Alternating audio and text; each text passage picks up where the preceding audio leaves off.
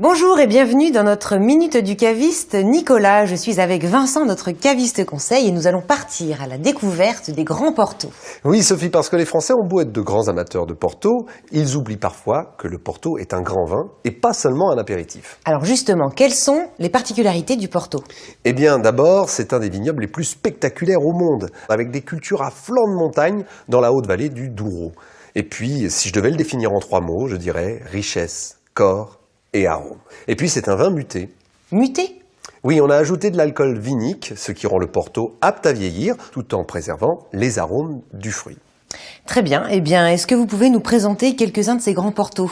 Eh bien, en voici 3 de la maison Fonseca, qui illustrent les 3 styles et les 3 types de vieillissement du Porto. Tout d'abord, un Late Bottle Vintage 2007, littéralement mis en bouteille tardivement.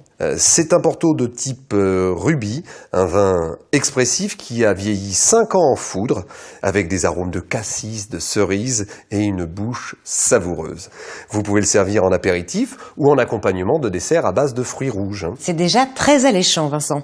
Et ensuite? Alors ensuite, voici un Vintage Quinta do Panascal 2001. Un vin issu des meilleurs raisins d'une année exceptionnelle. Il a vieilli 2 ans en foudre avant d'être mis en bouteille, où il va continuer à évoluer pendant 10-12 ans avant d'arriver à maturité. Il est donc prêt à boire, mais vous pourriez le conserver encore 15 ou 20 ans. Ah, je ne sais pas si j'aurai la patience d'attendre, Vincent, mais dites-moi en plus. Eh bien, c'est un Porto très rond, voluptueux même, avec des arômes de compote de cerise, de prunes noires et des notes de cèdre. Servez-le sur un foie gras poêlé, c'est juste magique. Ou alors avec du très bon chocolat noir, vous voyez, une mousse ou un fondant, je suis sûr que ça vous parle. Oui, ça, je vois Sophie. très bien. Je vois très bien. Au fait, Sophie, une fois la bouteille ouverte, les Porto Vintage ne se conservent pas, comme tous les grands vins d'ailleurs. C'est noté. Et pour finir?